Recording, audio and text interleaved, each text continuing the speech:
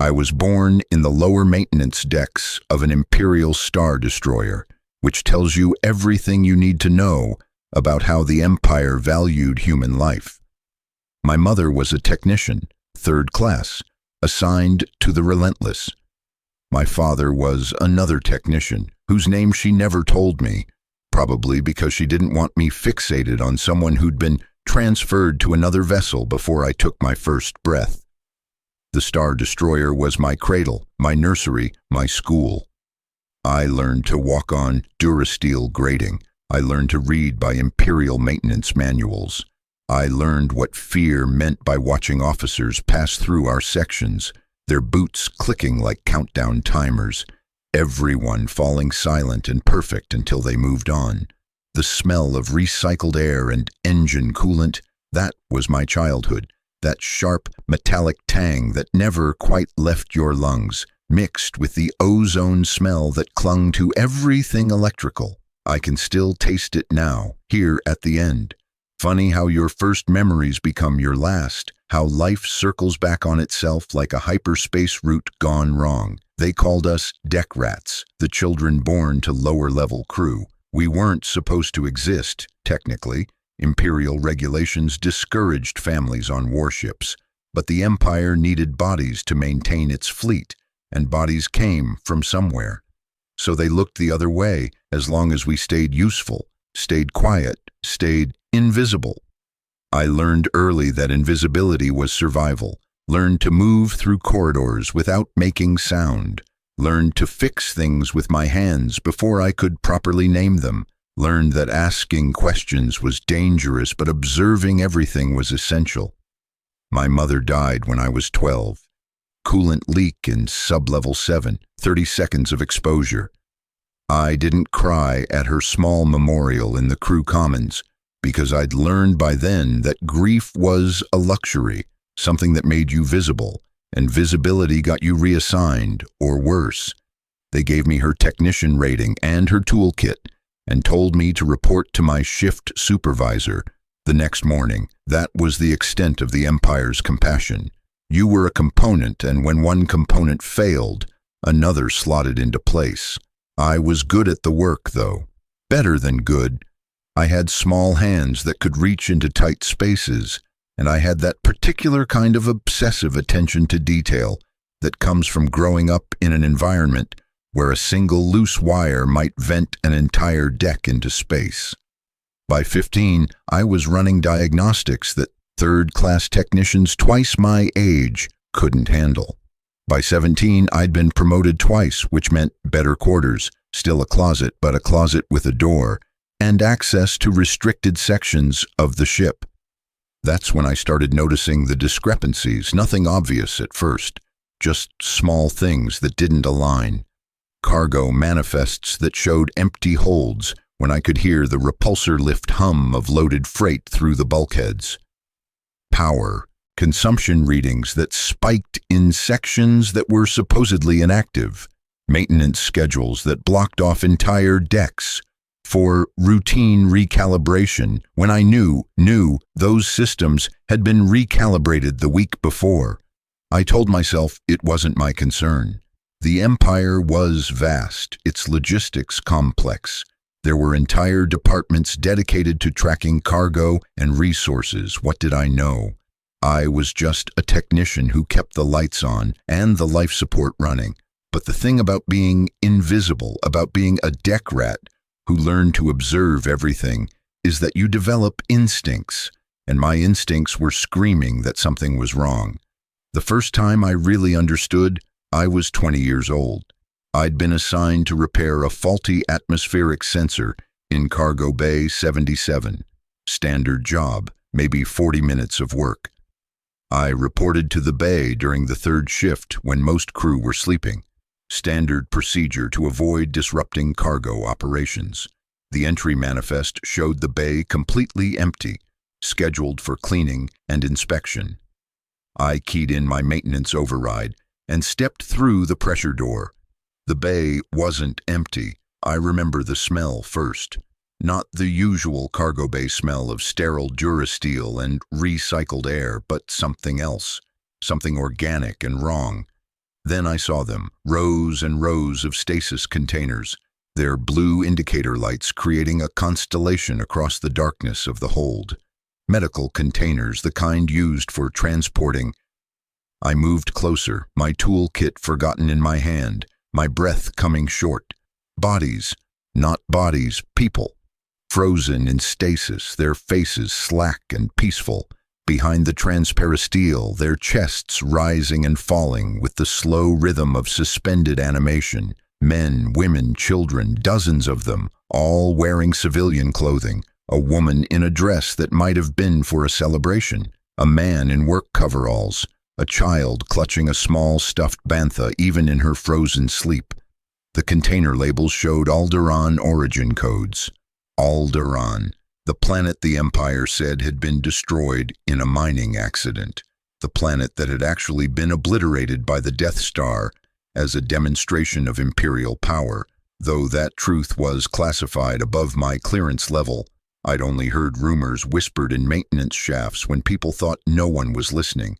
These people should have been dead, vaporized with their entire world, but they weren't. My hands were shaking as I checked the manifest again on my datapad. Empty. The hold was supposed to be completely empty. I looked back at the rows of containers, at the sleeping faces, at the child with her toy, at the designation codes that showed not just Alderaan, but other worlds. Desix, Lasan, Gorman, worlds that had resisted Imperial occupation, worlds that had been pacified. I should have left, should have filed my maintenance report, fixed the sensor, returned to my quarters, and forgotten. Everything I'd seen, that was survival. That was how you stayed alive on an Imperial warship. You didn't see things.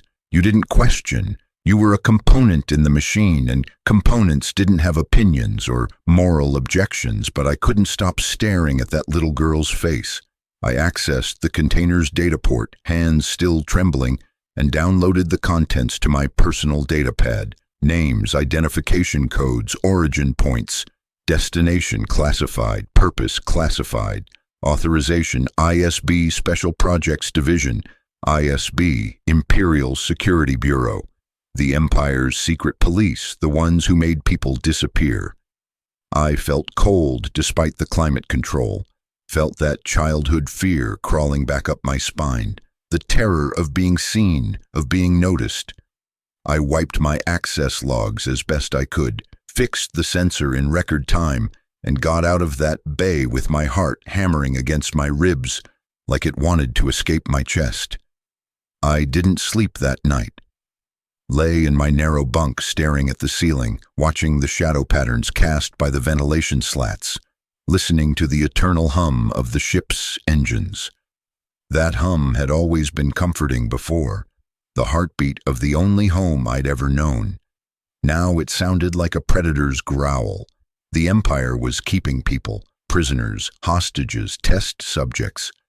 The manifests I'd stolen were encrypted beyond my ability to break, but the implications were horrific enough without details. These weren't criminals or prisoners of war. They were civilians, marked for erasure, officially dead but secretly preserved for... What? What could possibly justify this? I thought about my mother, about all the deck rats I'd grown up with, about the way we'd been taught that the Empire brought order to chaos, peace to a war-torn galaxy, that everything the Empire did, no matter how harsh, was for the greater good. That was the catechism we lived by: order, stability, peace. But what kind of peace required keeping children in frozen storage like cargo? For 2 weeks, I did nothing. Went about my duties with mechanical precision, fixed conduits and calibrated sensors, and pretended I hadn't seen anything wrong. Invisibility, survival, component thinking. But every time I closed my eyes, I saw that little girl's face. Every time I passed a cargo bay, I wondered what else was hidden behind classified manifests and maintenance blackouts. The thing that finally pushed me over the edge was stupid, really, insignificant in the grand scheme of galactic horror. I was eating in the crew mess, forcing down the tasteless ration paste they fed us, when I overheard two officers talking.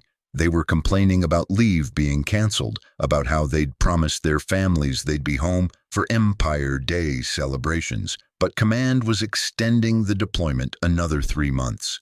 One of them, a lieutenant whose name I never knew, said, "At least we're doing important work, keeping the galaxy safe." The other laughed. "Safe from frozen refugees? That's what we are now, a cargo hauler for ISB's collection?" They moved away before I could hear more, but that word, collection, it branded itself into my brain. The Empire was collecting people, storing them. For what?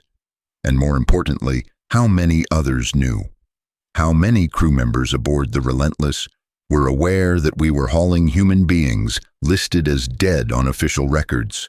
How many of them didn't care? I started paying attention differently after that.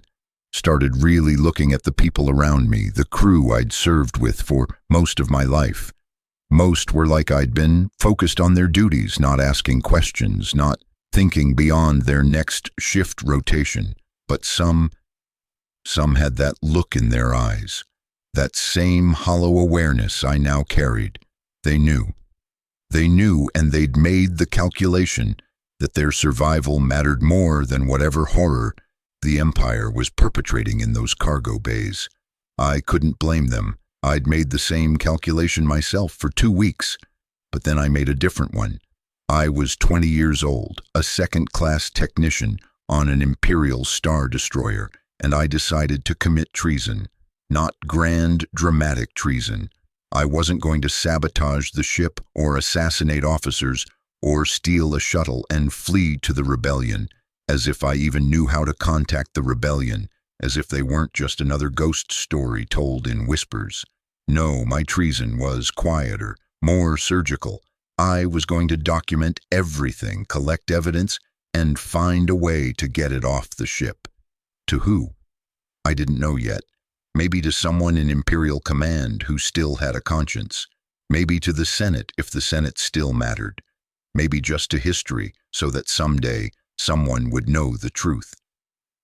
I started with the cargo bay manifests, copying every discrepancy I could access without triggering security alerts. Then I began a systematic review of power consumption logs, cross-referencing them with official cargo schedules. The patterns were clear once you knew what to look for. Cargo bays showing as empty but drawing power for stasis systems. Entire decks restricted for maintenance when all the maintenance crews were accounted for elsewhere. Supply requisitions for medical equipment far beyond what the ship's medbay required. The Relentless wasn't alone, either. I spliced into the fleet coordination network, carefully using maintenance backdoors that most officers didn't even know existed, and found similar patterns on other Star Destroyers. The Devastator, the Executrix, the Chimera, dozens of vessels, all showing the same ghostly signatures of hidden cargo. It was systematic, empire-wide, not some rogue operation, but an organized program with resources and authorization from the highest levels. That's what made it so terrifying. This wasn't corruption or individual cruelty. This was imperial policy. I stored everything on encrypted data chips that I hid in false compartments. I built into my toolkit. Each chip was barely larger than my thumbnail, easy to conceal, easy to destroy if I was caught. And I would be caught eventually. I knew that with cold certainty. The Empire's security was too thorough, their surveillance too comprehensive. It was only a matter of time before someone noticed my access patterns, before some algorithm flagged my searches, before I made a mistake and left a trace. But maybe, just maybe, I could get the evidence off the ship first. The opportunity came during a scheduled maintenance stop at the Bormia sector shipyards. The Relentless was due for a 3-week refit, which meant hundreds of civilian contractors would be coming aboard. Engineers, technicians, suppliers. More chaos, more opportunities, more chances for something small to slip through the cracks unnoticed. I need to tell you now about Maya because I can't tell this story honestly without her. Maya was a communications technician, 2 years older than me, born on Corellia before her parents brought her into Imperial service. We'd worked together for years, that casual familiarity of people who see each other daily but don't really know each other. But during those weeks when I was stealing secrets and losing sleep and jumping at shadows, she noticed. "You look like shit," she told me one evening in the corridor outside our quarters. Blunt, direct, that was Maya's way. "What's wrong?" I should have lied. Should have blamed it on insomnia or stress or a bad reaction to ration paste. Instead, I looked at her, really looked at her for maybe the first time, and saw something in her expression that made me reckless. A kind of weariness, a kind of barely contained anger, the look of someone else who was tired of being invisible. "You ever wonder what we're really carrying?" I asked quietly. Her expression didn't change, but something shifted behind her eyes. "Every day," she said. We didn't discuss it there, not in the corridor where anyone might pass, but later in a maintenance tunnel that I'd confirmed wasn't monitored. I told her everything, showed her the manifests, the power logs, the fleet-wide patterns, told her about the cargo bay that should have been empty, about the child with the stuffed bantha, about the Alderaan codes. She was quiet for a long time after I finished. Then, "My cousin was on Alderaan. She was visiting her partner's family. The Empire said everyone died instantly, that it was merciful, at least. Not knowing was supposed to be better than—" She stopped, jaw tight. "You're planning something." It wasn't a question. "I need to get this evidence off the ship," I said. "During the refit, find someone who can do something with it. That's suicide. Probably. I'll help." And just like that, I wasn't alone anymore. We spent the next week planning, using our combined access to map security patrols, identify civilian contractors who might be sympathetic, create contingencies upon contingencies. Maya's communication skills meant she could intercept and spoof messages if needed. My maintenance access meant I could move through restricted areas. Together, we had a chance. A slim one, but a chance. The refit began on schedule. The shipyards were a massive orbital complex, bristling with docking arms and construction frameworks, swarms of repair craft moving around the Star Destroyer like insects around a corpse.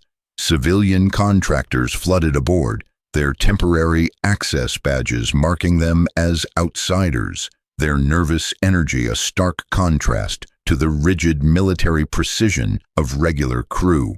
We'd identified our target, a Duros engineer named Calix, who was part of the hyperdrive maintenance team.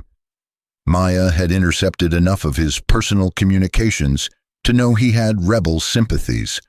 Nothing actionable by ISB standards, just a general disgust with Imperial policy and some encrypted messages to family members on worlds the Empire had brutalized. It was a risk, but every option was a risk. I made contact during a maintenance shift in the hyperdrive chamber, a massive space filled with the thrum of the ship's faster-than-light engines and enough background noise to foil most surveillance. Calix was examining a stabilizer coupling when I approached, my toolkit in hand, trying to look casual. "Efficiency could be improved by 15% with better power regulation," I said, the passphrase Maya had crafted. He looked at me, his large Duros eyes unreadable. For 3 heartbeats, he said nothing. Then, "Only if someone cared about efficiency over control." The countersign. Relief and terror flooded through me in equal measure. We didn't speak long. Too dangerous. I passed him a data chip hidden inside a faulty circuit board, told him it was maintenance logs he needed to review. He nodded once and turned back to his work. That was it. The evidence was off my hands, out of my control. Whether he'd actually look at it, whether he'd do anything with it, Whether he was actually what Maya thought he was, I had no way to know. For 2 days, nothing happened. The refit continued. Maya and I went about our duties, watching for any sign that security was closing in. Every time an officer looked in my direction, I felt my spine go rigid. Every announcement on the ship-wide comm made my heart race, but nothing came. Then, on the 3rd day, Calix disappeared. Not quietly. There was an incident in Docking Bay 5. Shots fired, security teams mobilizing, the bay sealed and locked down. Official story: a contractor had been caught attempting to sabotage ship systems and had been killed resisting arrest. The contractor's access was immediately restricted, all civilian personnel confined to specific areas pending security review. Maya and I heard the news in the crew mess. We didn't look at each other, didn't react, just kept eating our ration paste like nothing was wrong. But I could feel it building, the sense of walls closing in, of time running out. If they'd caught Calix, if they'd found the data chip, if they'd traced his communications back to Maya. I was arrested 4 hours later, not dramatically, no weapons, no shouting, just 2 ISB agents in their crisp black uniforms appearing at my workstation with a detention order. "Technician," one of them said, "they never used our names, we were just functions. You're required for questioning regarding security protocols. Come with us." The walk to the ISB detention cells felt endless and far too short at the same time. My mind was racing, trying to calculate what they knew, what I'd left traces of, what I could claim was innocent. The cells were in a section of the ship I'd never accessed, deep in the command levels where deck rats didn't go. Clean, cold, lit with harsh white light that left no shadows. They put me in an interrogation room, empty except for a table and 2 chairs, and left me there. I sat for what might have been hours, might have been days. There were no chronometers, no windows, nothing to mark time's passage except my own racing heartbeat and the steady hum of the ship's engines, transmitted through the deck plates. That sound I'd grown up with, that had once been comforting, was now the purr of the machine that was going to destroy me. When the interrogator finally came, she was younger than I expected, maybe 30, with sharp features and sharper eyes, wearing an ISB captain's insignia. She sat across from me with a datapad, not speaking for a long moment, just reading. Then, "You accessed Cargo Bay 77 on the 23rd of last month, outside your assigned maintenance schedule." Not a question, a statement. I'd known they'd find that eventually, had prepared an answer. "Yes, ma'am. Emergency sensor repair. It's in the maintenance logs." The sensor was functioning properly when we reviewed it. "I fixed it, ma'am." "The sensor had been functioning properly for 6 months prior to your emergency repair." My mouth went dry. She continued, almost conversational. "You've also accessed cargo manifests 247 times in the last month. Fleet coordination networks 89 times. Power distribution logs for sections you have no reason to monitor. Would you like to explain why a second-class technician is so interested in logistics and cargo management?" I couldn't breathe properly. The air in the room felt too thin. I'm thorough in my work, ma'am. I like to understand the systems I maintain." "Do you understand the penalty for espionage?" "I'm not." "We found the data chips in your quarters, hidden in a quite clever false compartment in your toolkit. Very thorough work, actually. The encryption was impressive for someone with no intelligence training." She leaned forward. "What I can't figure out is why. You're not a rebel sympathizer. We've monitored your communications for years. You've never expressed political opinions. You're not corrupt. You've never tried to sell information or take bribes. You're just a technician who happened to see something she shouldn't have and decided to commit treason. Why?" I looked at her, at this young woman who probably believed she was serving the greater good. maintaining order, protecting the Empire from chaos, who probably had a family, friends, dreams, who would kill me or worse without losing sleep because that was her duty. There was a little girl, I said quietly, in the cargo bay, in stasis. She had a stuffed bantha. She should have been dead with her world, but instead, she was frozen in a cargo container like freight. I couldn't stop thinking about why, what the Empire needed her for, what was so important that we had to preserve the dead. The interrogator's expression didn't change. And you thought stealing classified information was the appropriate response. I thought someone should know the truth. The truth. She almost smiled. The truth is that the Empire maintains order in a chaotic galaxy. Sometimes that requires difficult decisions, hard choices that civilians can't understand. Those people in stasis, their political assets, insurance against future resistance. Their worlds chose to oppose imperial authority. There are consequences for such choices. They're hostages. They're tools. As are you, as am I, as is everyone who serves the Empire. We're all components in a vast machine that keeps the galaxy from tearing itself apart. She stood. You could have been a useful component for years. Instead, you chose to be a malfunction. Malfunctions are corrected. She left. The door sealed behind her with a hiss of hydraulics. I sat alone in that white room and understood that I was going to die.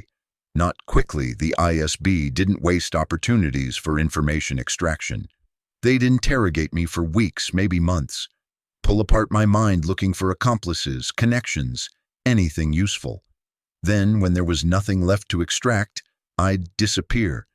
Maybe into one of those stasis containers. Maybe just into an airlock.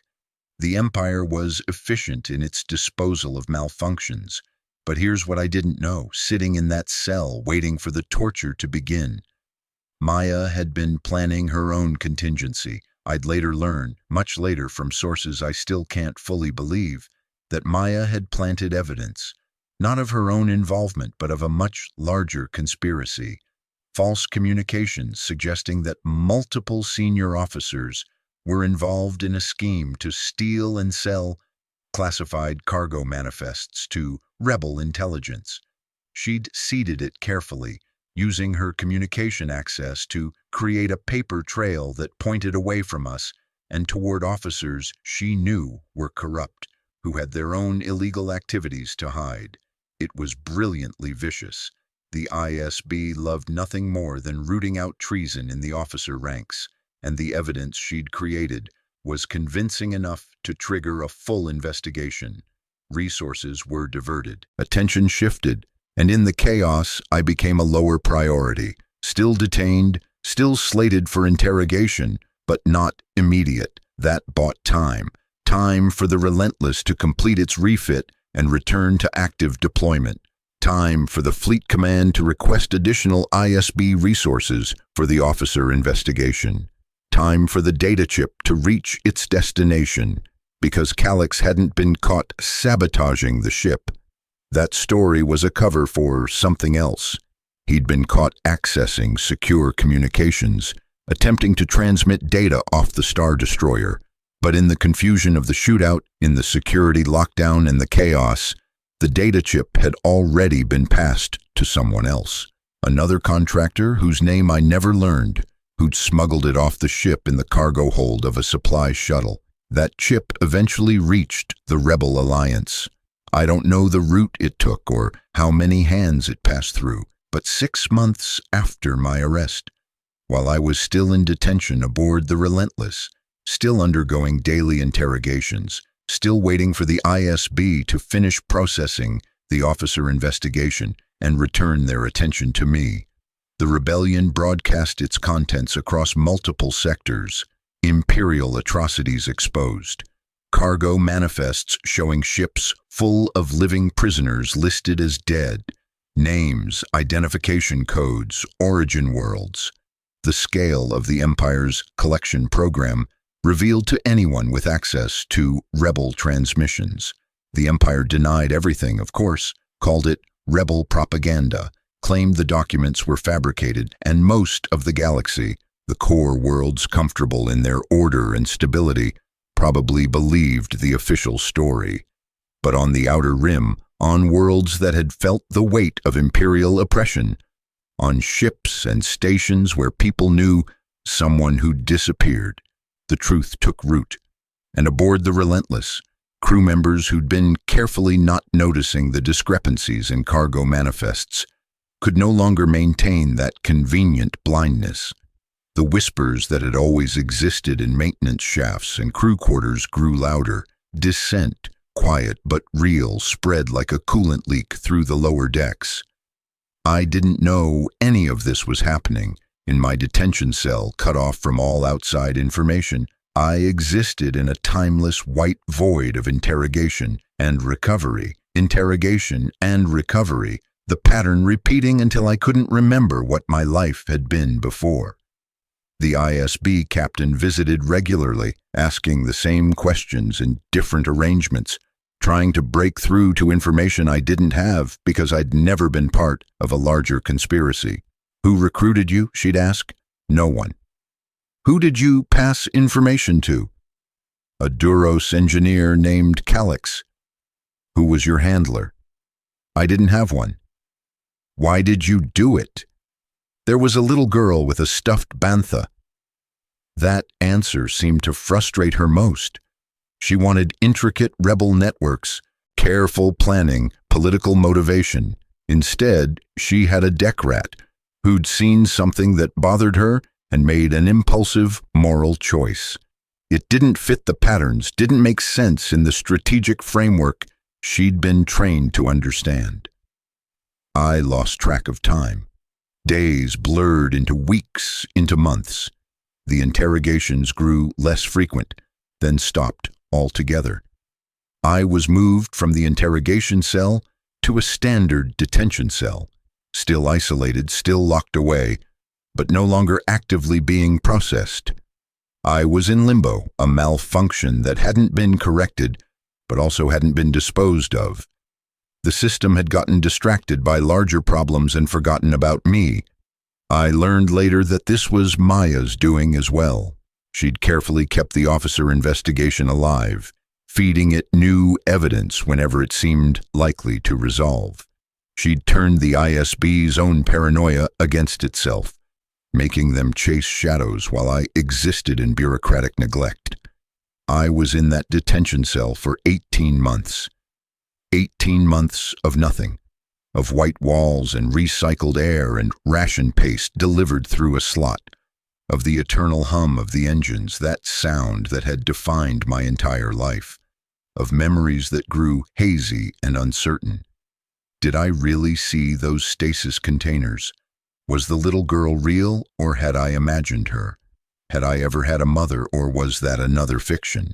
Was I even real, or just another component the Empire had decided to put in storage? The mind does strange things in isolation.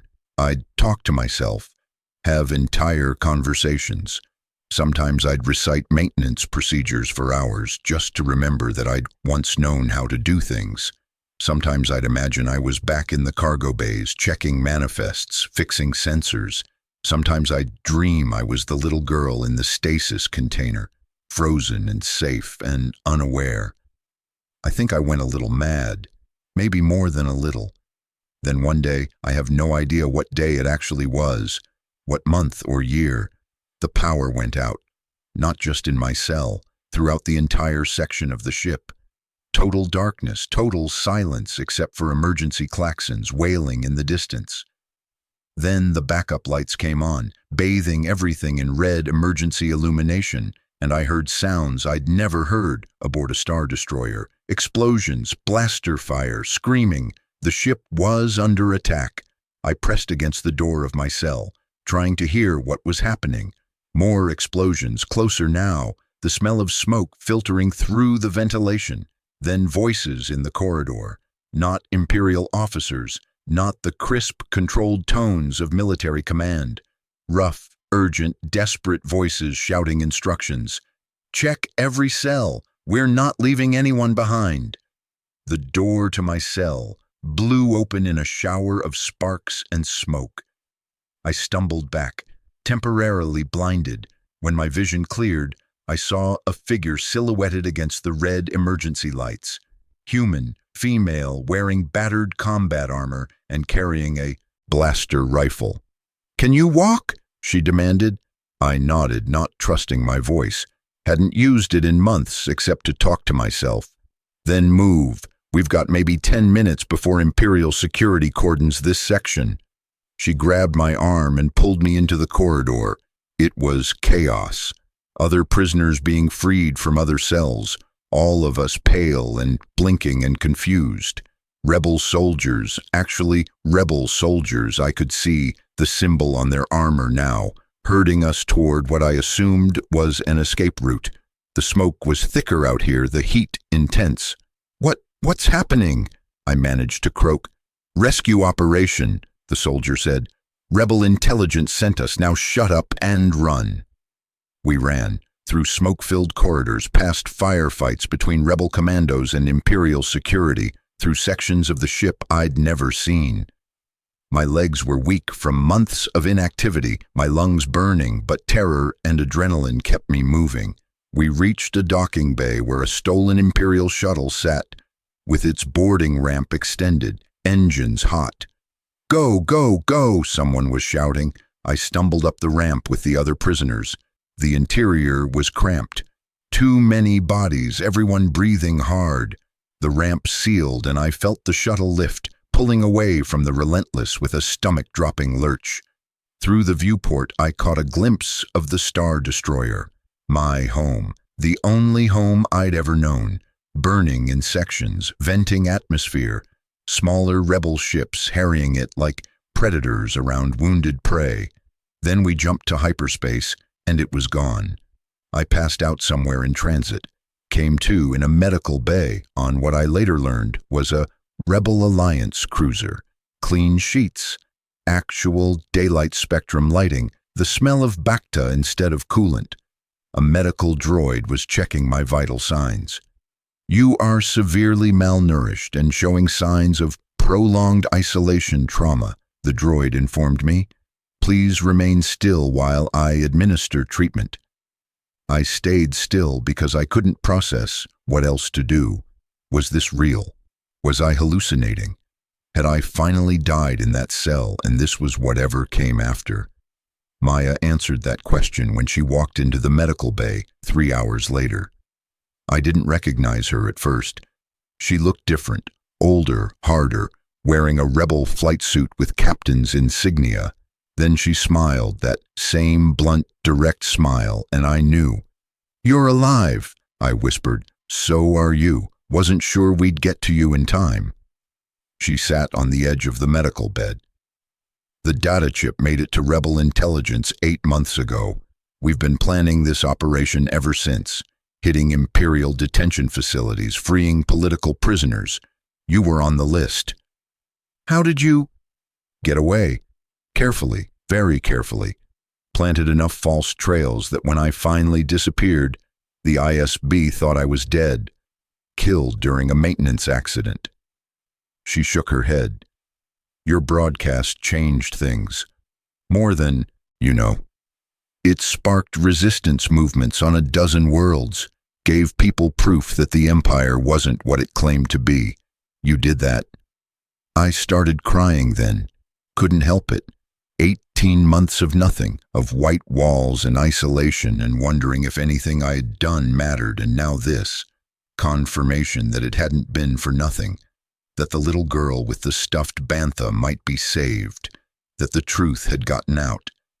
Maya waited until I stopped sobbing, then handed me a datapad. "Rebel intelligence wants to debrief you. Everything you know about Imperial cargo operations, ship layouts, security protocols. You up for it?" I nodded. "Good, because we're not done yet." And we weren't. I spent the next 3 years working for Rebel Intelligence. Started as a consultant providing technical expertise on Imperial systems. But I couldn't just sit in briefing rooms. I needed to do more, needed to act. They trained me in combat, infiltration, sabotage, turned a deck rat into a soldier with a very specific specialty. I knew how Star Destroyers worked, knew every maintenance tunnel, every security blind spot, every system vulnerability. Knew because I'd grown up in those spaces, invisible and observing. I became part of a team that specialized in Imperial infiltration. We'd sneak aboard Star Destroyers during refits or port calls, plant listening devices, sabotage key systems, extract intelligence. Sometimes we'd free prisoners. Sometimes we'd just gather data. Every mission was terrifying and necessary, and felt like repaying a debt I'd accrued when I spent 18 months in a cell instead of dying with Calyx. Maya flew the ships that got us in and out. She was brilliant at it, fearless, could thread a shuttle through Imperial patrol patterns like they weren't even there. We worked together for 2 years before the mission on Scarif. You probably know about Scarif, about the battle that got the Death Star plans to the rebellion. You probably know about the brave souls who died on that beach, transmitting hope into the sky. What you might not know is that there was a secondary team, our team, tasked with hitting the Imperial shipyards in orbit while everyone was focused on the planetary shield. Our target was the Relentless. I'm not going to pretend I didn't want it. When I heard the mission briefing, heard that my old ship would be in orbit during the operation, I volunteered immediately. Maya tried to talk me out of it. "It's personal for you," she said. "Personal makes you sloppy." "It's personal for everyone," I countered. "That's why we're here." She couldn't argue with that. We infiltrated during the chaos of the battle, while Star Destroyers were being repositioned to prevent rebel ships from escaping the system, while TIE fighters screamed through the void and the shield gate was under assault. We slipped aboard the Relentless in a stolen maintenance craft. Got in through a docking port I'd used 100 times during my childhood. The ship was on high alert but undermanned. So many crew members had been deployed to other vessels or to the surface. We moved through familiar corridors, my team following my lead, heading for the cargo bays. Our mission was intelligence gathering. Confirm what ships had stasis containers, download current manifest data, identify transport routes. But when we reached Cargo Bay 77, when I keyed open the door with an override code I'd memorized years ago, we found something different. The stasis containers were still there, but they were empty, not deactivated, empty. The bodies were gone, all of them, just rows and rows of silent machines, with nothing inside them. "Where are they?" one of my team members asked. I didn't know. Checked the logs. The prisoners had been transferred 3 days earlier. Destination, classified. But there was a reference code I recognized, a facility designation I'd seen in the original manifests I'd stolen. "They're being processed," I said. Not sure what that meant, but certain it was nothing good. We downloaded everything we could, set charges to destroy the bay after we left. But as we were preparing to evacuate, alarms started wailing. Not the normal battle station alerts, security alarms. Someone had found us. "Go!" Maya's voice crackled through my comm. "I'm at the extraction point, but you've got Imperial security converging on your position." We ran, made it halfway to the extraction point before we hit a security cordon. Stormtroopers, lots of them, blocking the corridor. Blaster fire filled the passage, burning ozone smell, smoke. 2 of my team went down in the first exchange. The rest of us returned fire, but we were pinned. I knew this corridor, knew there was a maintenance shaft 3 meters back that could get us past the cordon. I started pulling my team back toward it, covering fire, everyone moving in practiced coordination. Got the shaft open, started sending people through. Then I saw her, the ISB captain, the interrogator from 18 months of white walls and questions. She was commanding the security team, directing the stormtroopers with calm precision, and she saw me too. Our eyes met across the smoke and chaos. She smiled. I don't know why that smile broke something in me. Maybe because it was personal for her too. I was the malfunction that had gotten away, that had exposed the program she'd been part of.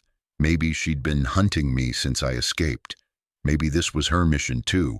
I shot her, center mass, clean hit, saw her body jerk and fall, felt nothing except a cold satisfaction that the galaxy had one less tool of imperial oppression. Then something hit me, blaster bolt, upper chest, spinning me around. Pain like I'd never felt, like burning and freezing at the same time.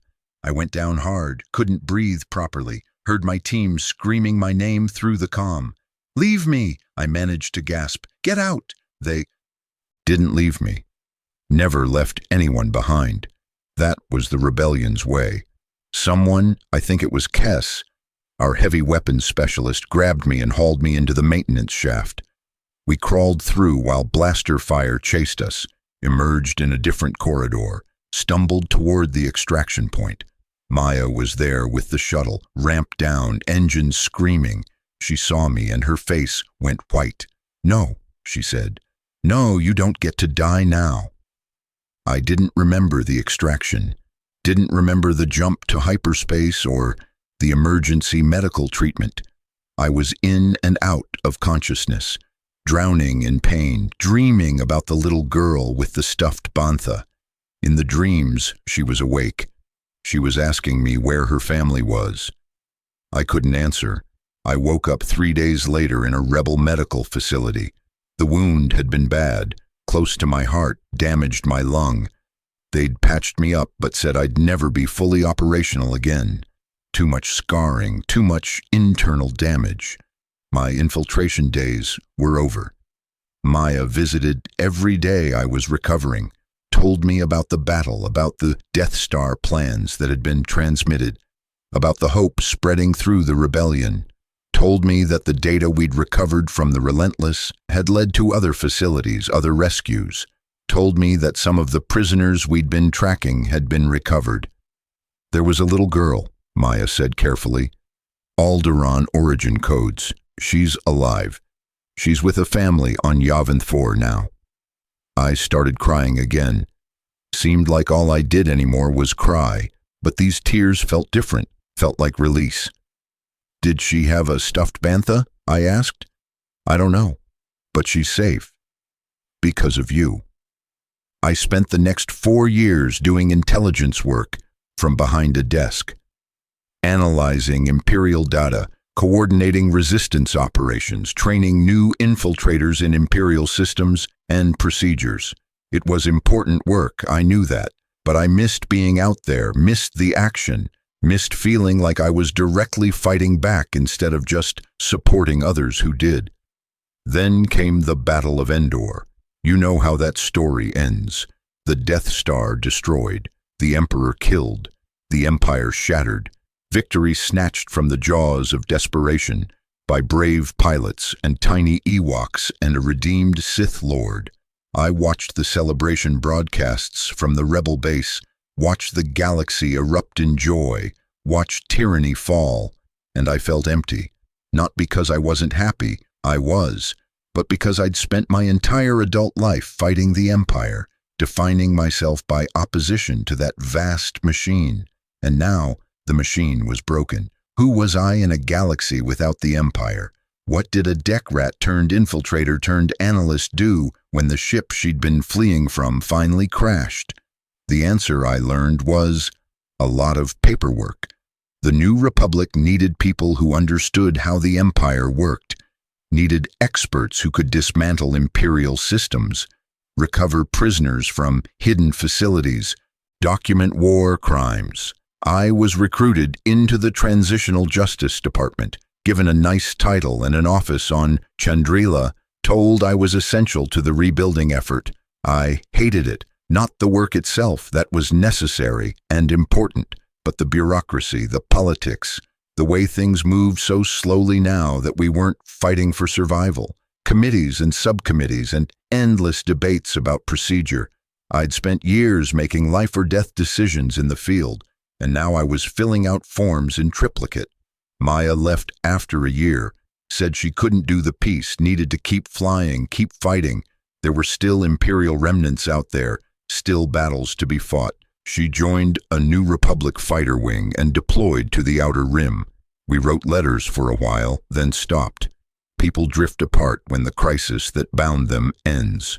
I stayed for 5 years, helped process thousands of Imperial prisoners, recovered hundreds of civilians from secret facilities, documented atrocities that made the cargo bay stasis containers look merciful. The deeper we dug into Imperial archives, the more horrors we found. The collection program had been just one of dozens of classified projects. Experiments, forced labor, organ harvesting, things I still can't think about without wanting to vomit. We saved people, though. That's what kept me going. Every time we broke open a new facility, every time we found prisoners who'd been officially dead for years, every time we reunited families torn apart by Imperial cruelty, that made the paperwork bearable. But it was eating at me. The trauma of my childhood on the Relentless, the 18 months of isolation, the years of combat infiltration, the constant exposure to documented atrocities, it all accumulated like pressure in a damaged system. I had nightmares every night, couldn't stand tight spaces anymore, would panic at the sound of certain engine frequencies that reminded me of Star Destroyer drives. I finally resigned when I was 32 years old, took my veteran's pension, found a small apartment on Naboo, and tried to figure out what a normal life looked like. I was terrible at it. I didn't know how to exist without a mission, didn't know how to fill days that weren't structured around infiltration planning or intelligence analysis. Made some friends, lost them when they realized I'd drift away mid-conversation, lost in flashbacks. Tried therapy, but how do you explain to a civilian therapist what it's like to grow up on a Star Destroyer, to spend 18 months in a white cell, to shoot someone and feel nothing but satisfaction? I lasted 3 years on Naboo before I went back to work. Not officially. The New Republic didn't need me anymore. They had new analysts, new experts, people without my particular psychological damage. But there were still problems, still loose ends. Imperial facilities we'd never found. Prisoners we'd never recovered. Officers who'd escaped. Justice. I became a private investigator specializing in Imperial war crimes. Took on cases that the official channels couldn't or wouldn't pursue. Missing persons, hidden assets, escaped war criminals. I was good at it. All those years of infiltration and analysis had made me excellent at finding things people didn't want found. That's what I've been doing for the last decade. Hunting ghosts, following leads through Imperial archives and forgotten databases, interviewing survivors and witnesses, piecing together the truth from fragments. 2 months ago, I found her. The little girl from Cargo Bay 77. She was 26 years old now, living on Chandrila under an adopted name, working as a school teacher. She didn't remember Alderaan, had been too young when she was taken, had spent formative years in stasis. The family that adopted her had given her a good life, and she was happy. I didn't approach her, didn't introduce myself. What would I say? I saw you frozen in a cargo container when you were 7, and it broke my brain so badly that I committed treason and ruined my life. That wasn't fair to her. She deserved to live without the weight of my trauma, but I watched her for a few days, saw her teaching children, laughing with friends, living a normal life in a free galaxy, saw that she didn't have the stuffed bantha anymore, probably lost somewhere in the transfer between Imperial facility and Rebel rescue and adoption, but she was alive, she was happy, she was free. And standing there watching her, I finally felt like maybe it had been worth it. All of it. The 18 months of isolation, the years of violence, the nightmares and trauma and broken relationships. She got to live. Hundreds like her got to live. The Empire fell. That was worth everything I'd lost. I'm dying now, Have been for about 6 months. The blaster wound from the Relentless did more damage than we realized at the time. My heart's failing, slowly but inevitably. The doctors say I have maybe a month left, maybe less.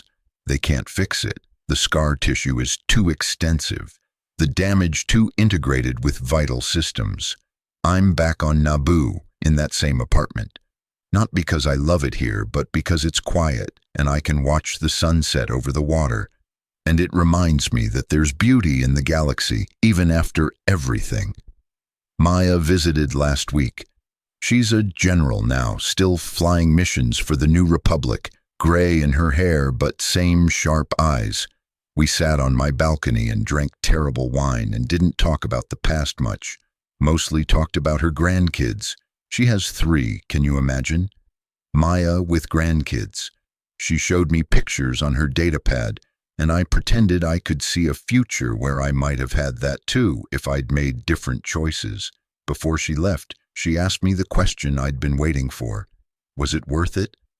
I thought about that little girl teaching children on Chandrila. Thought about all the others we'd saved. Thought about the Empire falling and the galaxy breathing free. Thought about the cost, my mother, my childhood, my sanity, my health, my life. Yes, I said. It was worth it. She nodded like she'd expected that answer, maybe hoped for a different one. You were just a deck rat who saw something wrong, she said. Shouldn't have been your responsibility.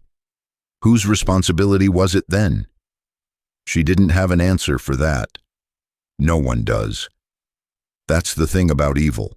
It relies on everyone thinking it's someone else's responsibility to stop it. I spend my days now writing this. My confession, my testimony, my truth. When I die, it'll be filed with the New Republic archives under Transitional Justice Documentation. Maybe someone will read it someday. Maybe not. Doesn't matter much either way. What matters is that I saw something wrong and I did something about it. Imperfectly, desperately, at tremendous cost. But I did it.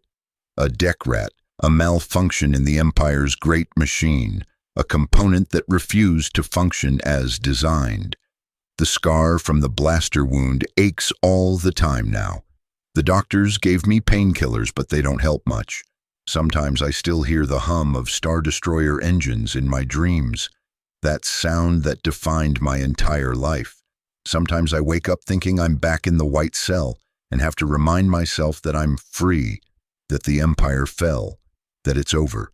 But mostly I think about that cargo bay, about the rows of stasis containers, about a little girl with a stuffed bantha who should have been dead but wasn't, about how a single moment of seeing something wrong can change the trajectory of an entire life. I don't regret it. That's what I want you to understand. I don't regret any of it, even knowing the cost, even knowing I could have stayed invisible, stayed safe, lived a longer and easier life as a component in the machine, because I was never just a component. None of us are. We're people with choices and moral agency and the capacity to see wrong and name it as wrong. The Empire wanted us to be invisible, to be obedient, to be nothing more than functions serving the greater machine. But I saw a little girl who should have been dead, and I chose to be human instead. That's my truth. That's my confession. That's my life. The cargo hold that should have been completely empty wasn't empty, and because I couldn't unsee that, couldn't unknow it, everything changed. I can hear the sunset bells from the nearby temple now. They ring every evening, marking the day's end. It's a peaceful sound. I never had peace growing up on the Relentless, only the eternal hum of engines and the fear of being noticed. But here now at the end, I have this.